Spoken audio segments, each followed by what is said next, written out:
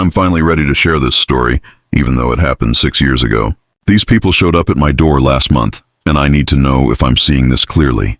My name is Dean, and I turned 17 on March 15th, 2019.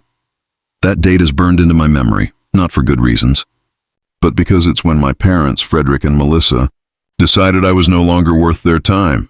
Let me give you some context first.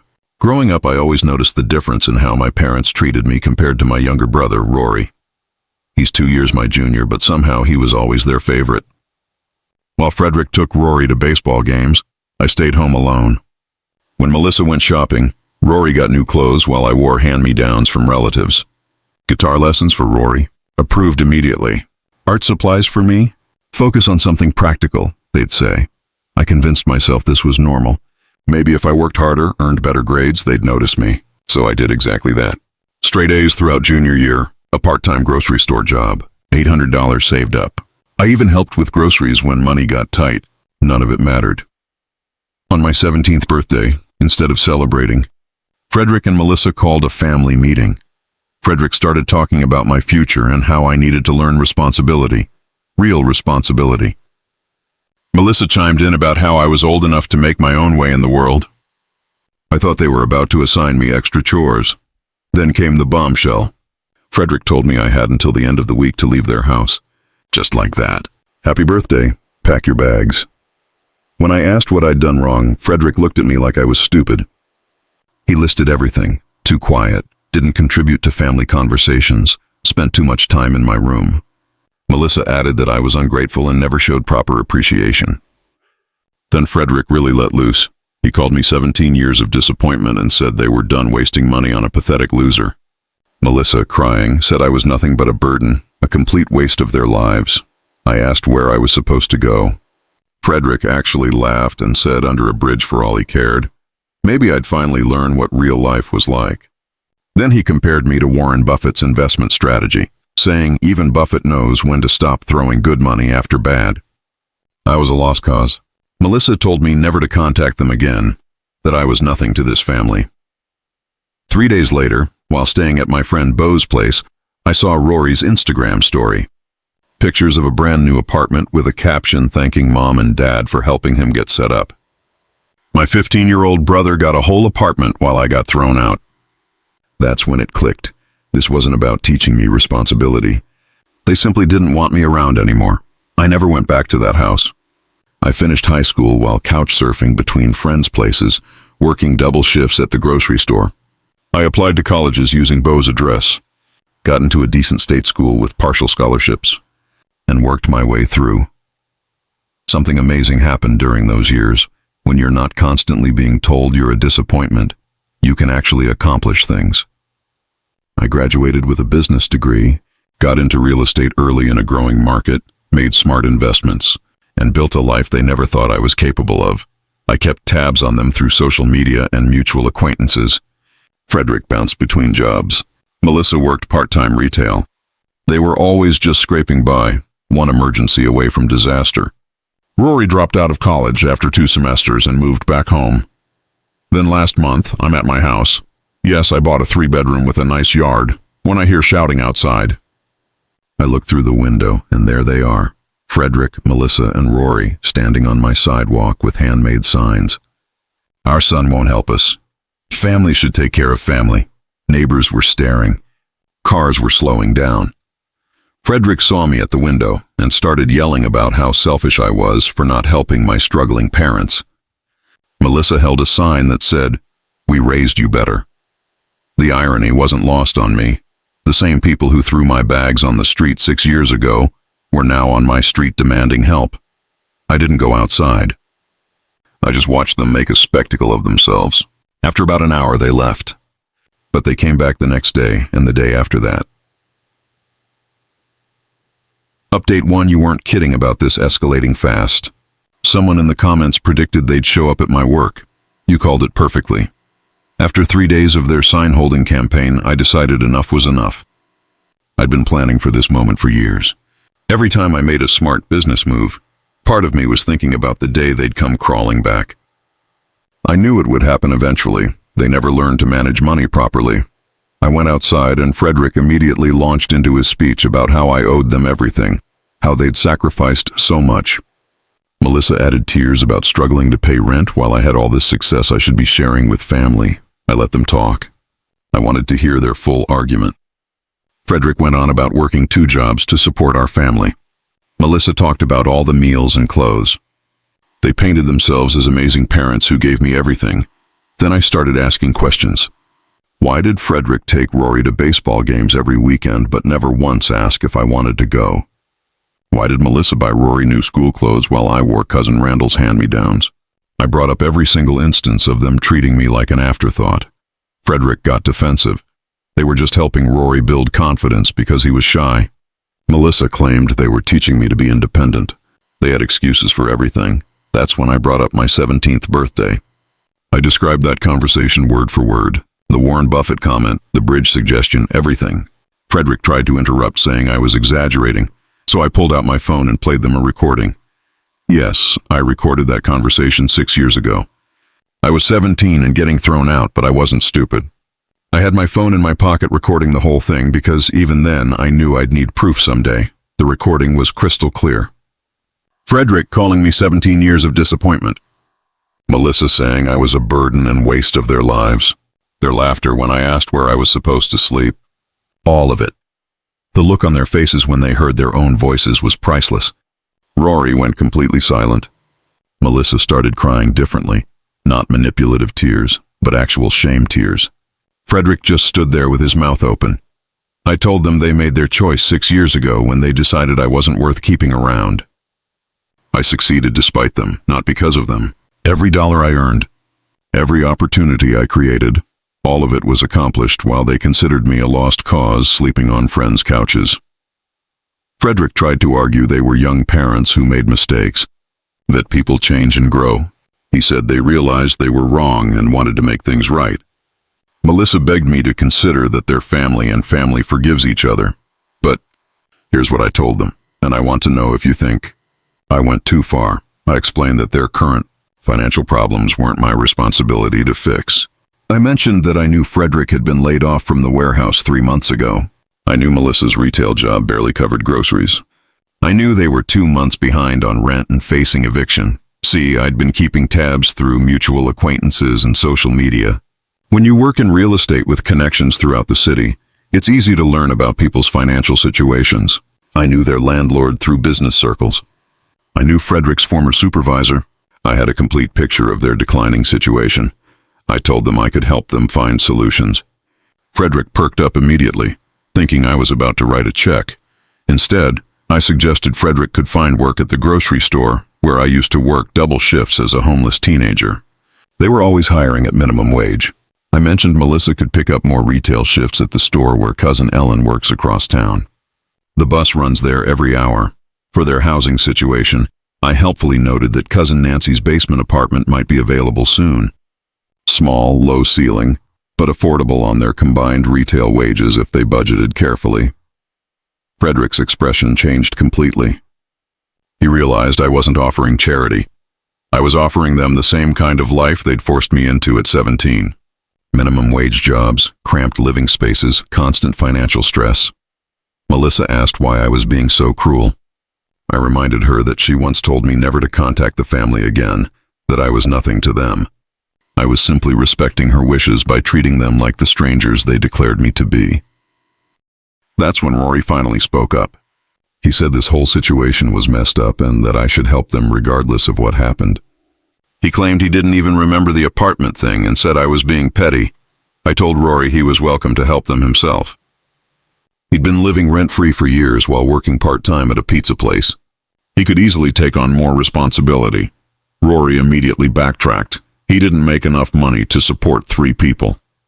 I pointed out that I was supporting myself completely at his age while he was getting free housing, food, and utilities.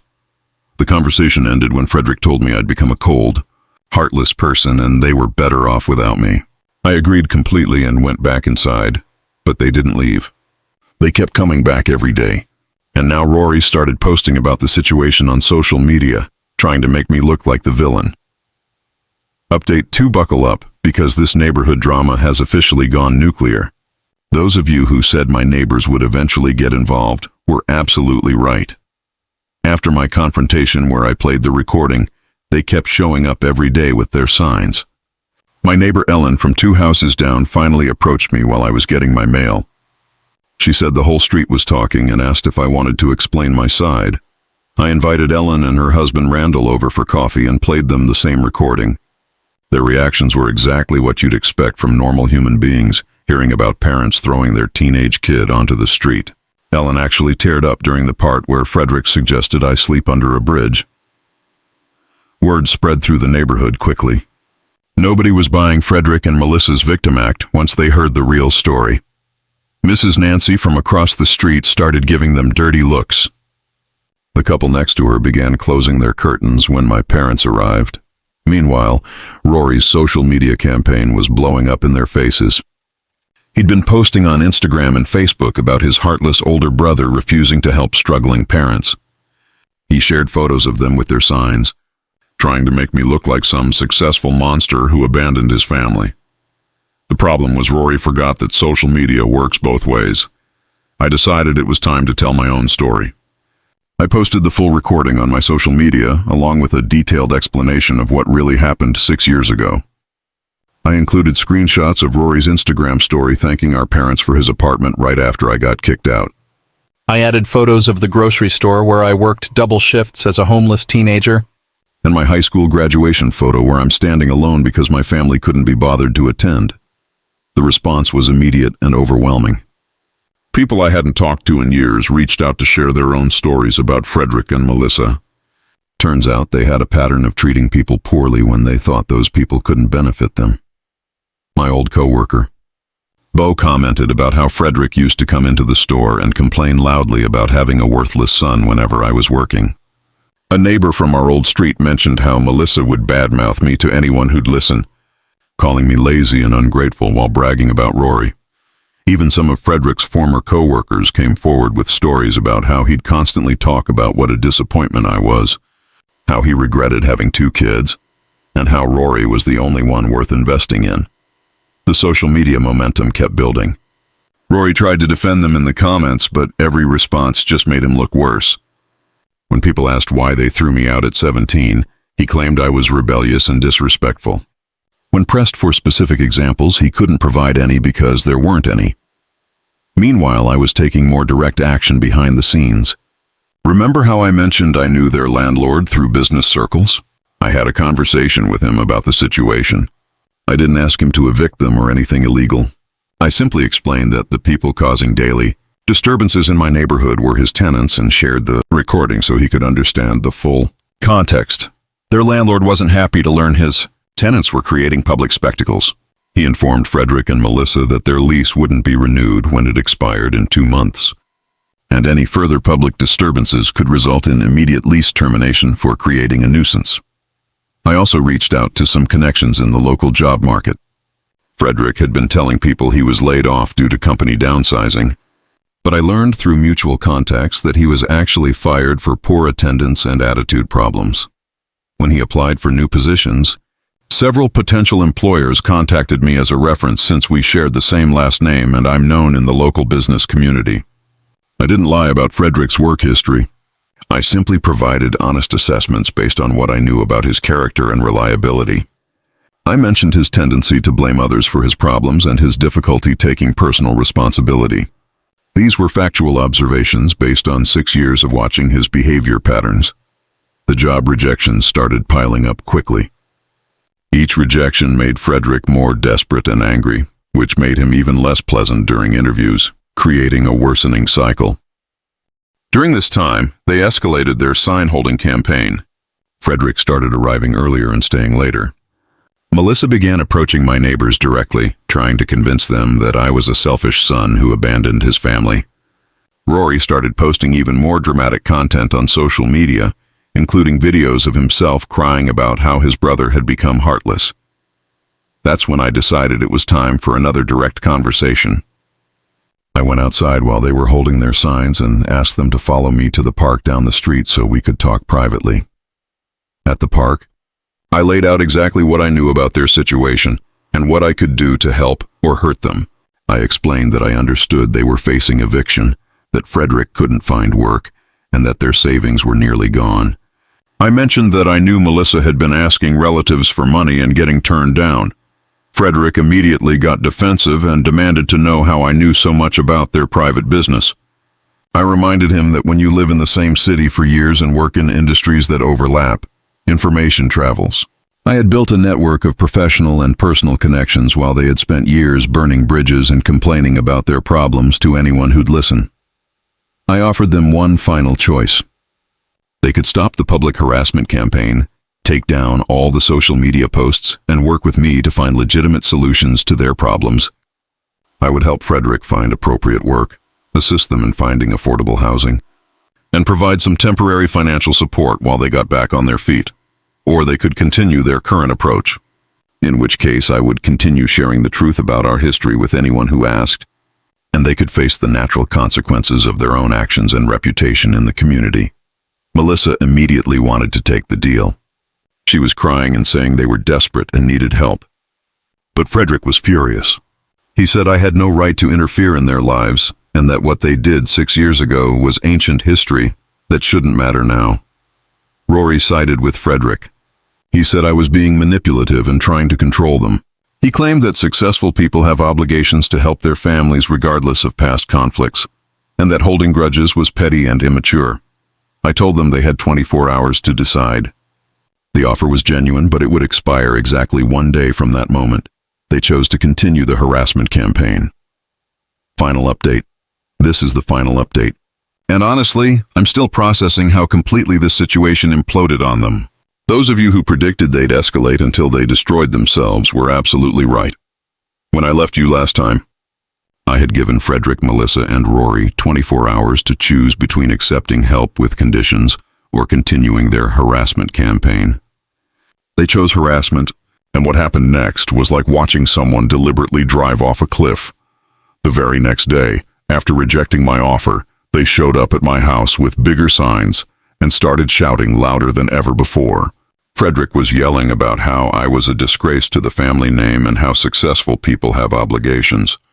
Melissa was crying dramatically and asking my neighbors how they'd feel if their own children abandoned them in their time of need.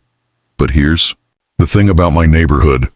These are working professionals who value peace and quiet. After 2 weeks of daily disruptions, people were getting really annoyed. Mrs. Nancy from across the street was the first to take action. She called the non-emergency police line to report a noise disturbance.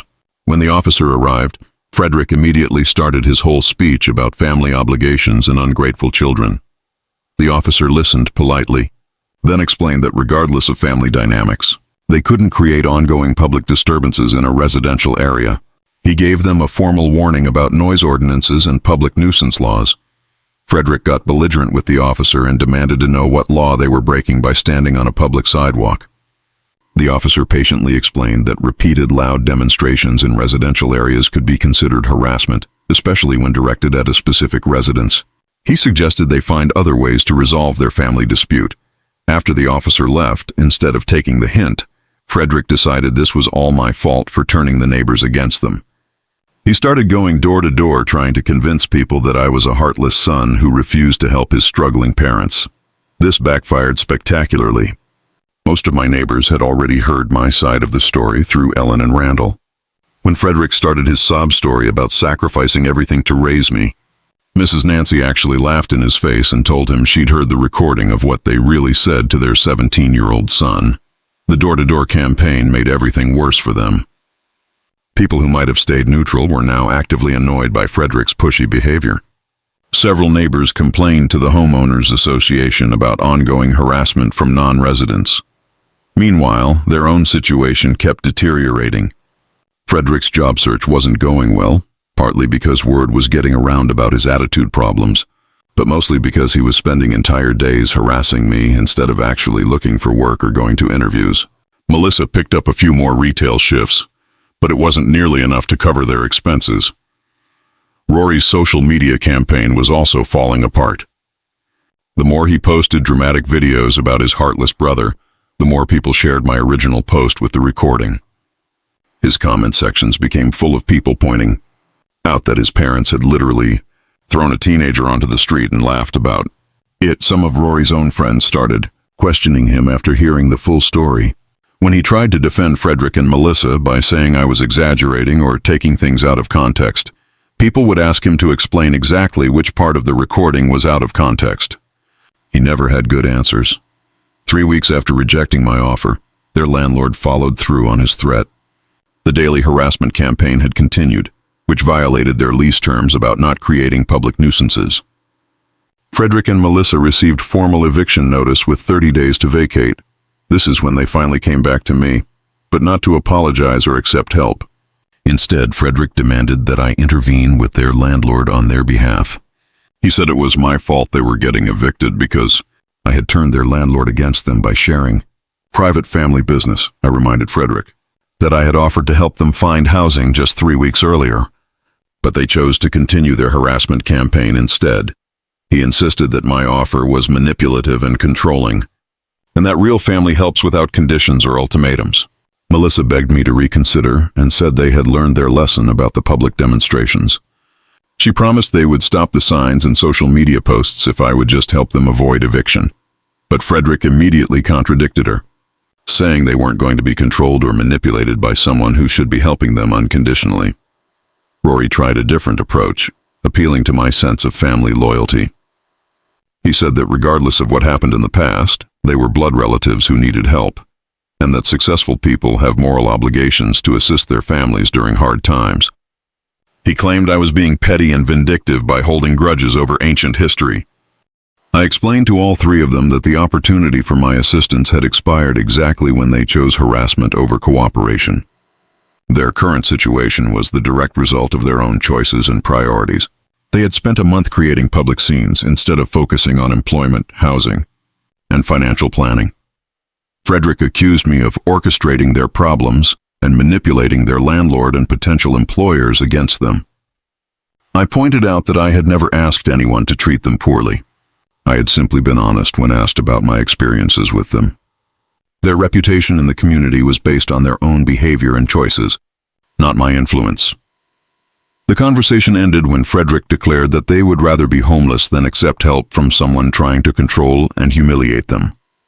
Melissa started crying and said she couldn't believe I had become so cold and calculating. Rory shook his head and said I had turned into exactly the kind of person they always worried I might become. That was 6 weeks ago. Frederick, Melissa, and Rory moved out of their apartment and are currently staying in a weekly rental motel on the other side of town. Frederick finally found part-time work at a fast food place, but it's not enough to cover even basic expenses for 3 people. Melissa is working 2 retail jobs now. Rory is still posting occasionally on social media about the situation, but most people have stopped engaging with his content. They stopped coming to my house after the eviction, but I heard through neighborhood gossip that they've been seen in the area a few times, apparently hoping to catch me outside so they can try to resume their campaign. My neighbors now actively watch for them and call me if they spot anyone from my family lurking around the street. The whole experience has been surreal. 6 years ago, these people threw me out with nothing and laughed about it. They spent years telling anyone who'd listen that I was worthless and disappointing. When I succeeded despite their abandonment, they showed up demanding that I fix their problems for them. When I offered to help them with conditions attached, they rejected the offer as manipulative and controlling. When their harassment campaign backfired and they faced eviction, they blamed me for their consequences and demanded that I solve problems they had created for themselves. I'm not going to pretend this has been emotionally easy. There's something deeply unsettling about watching people you once hoped would love you systematically destroy their own lives while blaming you for their choices. But I also feel vindicated in a way I didn't expect. For years, I wondered if I was being too harsh or unforgiving about what happened when I was 17. Maybe I should have tried harder to maintain a relationship. Maybe I was missing out on family connections that could have been repaired over time. But their behavior over these past 2 months has confirmed everything I suspected about their character. They haven't changed or grown. They still blame others for their problems, still expect other people to fix their mistakes, and still can't take responsibility for their own choices and actions. The 17-year-old kid they threw away became successful, stable, and accomplished. The family that decided he wasn't worth their investment is now struggling with the consequences of their own poor decisions and burned bridges. I am not saying they deserve to be homeless or that I take pleasure in their suffering, but I am saying that their current situation is the predictable result of a lifetime of choices, attitudes and behaviors that were always going to catch up with them eventually. As for me, I'm moving forward with my life surrounded by people who actually value and appreciate me. My real family consists of friends like Bo, who helped me when I had nothing, neighbors like Ellen and Randall, who listened to my story with compassion, and a professional network I built through honest work and genuine relationships. Frederick was right about one thing. 6 years ago, I did learn what real life was like. It turns out real life is pretty good when you surround yourself with people who treat you with basic human decency and respect.